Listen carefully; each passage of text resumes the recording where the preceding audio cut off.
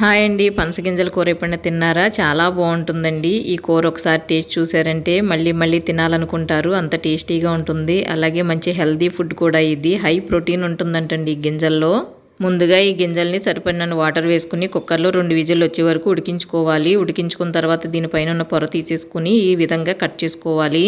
Stove on చేసి కడాయి పెట్టుకుని కడాయి వేడెక్కిన తర్వాత 2 టేబుల్ స్పూన్ల ఆయిల్ వేసుకుని కొద్దిగా వెల్లుల్లిపాయలు అలాగే మినపప్పు జీలకర్ర ఆవాలు ఎండుమిర్చి వేసుకుని తాలింపు వేసుకోవాలి. తాలింపు వేగిన తర్వాత చిన్నగా కట్ చేసిన ఉల్లిపాయ ముక్కలు పచ్చిమిర్చి ముక్కలు వేసుకుని వేపించుకోవాలి. వేగేటప్పుడే కొద్దిగా పసుపు టేస్ట్ సరిపడ సాల్ట్ వేసుకుని వేపించుకోవాలి. 1 టీ స్పూన్ కారం కూడా వేసి పనసగింజలు కూడా ఇందులో వేసేసి ముక్కలు మునిగేంత వరకు వాటర్ వేసుకుని ఉడకబెట్టుకోవాలి. కూర దగ్గర పడుతున్నప్పుడు 1/2 టీ స్పూన్ గరం మసాలా వేసుకుని 5 మినిట్స్ సిమ్లో ఉడకబెట్టుకుంటే కూర రెడీ అయిపోతుందండి. పిల్లలు కూడా చాలా ఇష్టంగా తింటారు. ఎదిగే పిల్లలకి చాలా మంచిదండి. హై ప్రోటీన్ ఫుడ్ అనమాట ఇది. మీరు కూడా ఒకసారి ట్రై చేయండి.